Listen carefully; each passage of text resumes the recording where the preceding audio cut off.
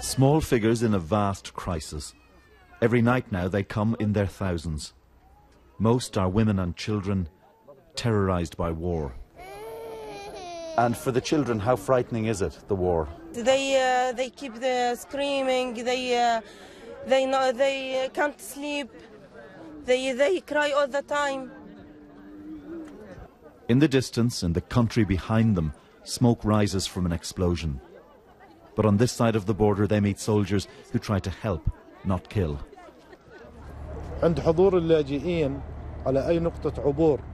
At each border crossing, our forces are there to receive them, Brigadier General al-Habashne tells me. We take them somewhere safe to restore their sense of security. This is the place of safety, Zaatari camp, where nearly 70,000 Syrian refugees are now being cared for by the Jordanian government and the United Nations.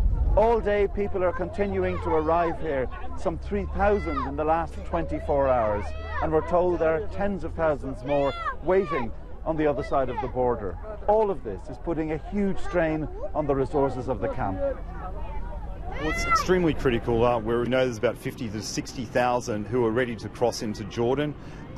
We know that we've done as well as we can given the resources that we've got, which is that we've got no resources anymore.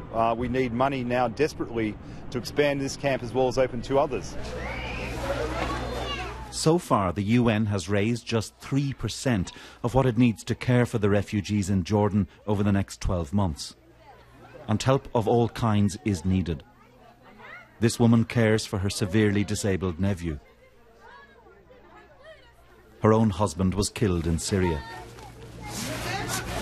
People do what they can to create some dignity in their surroundings.